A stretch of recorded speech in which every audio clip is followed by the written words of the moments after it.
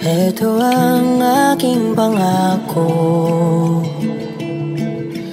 pag-ibig na di maglalaho.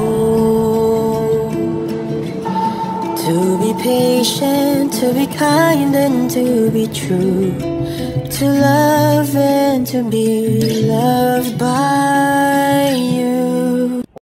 Chika Minute! Grabe, iba talaga pag behind the scenes. Nakakakilig. Talagang pinanood ni Master na sumayaw ang nobya at ang cute ng mga reactions niya.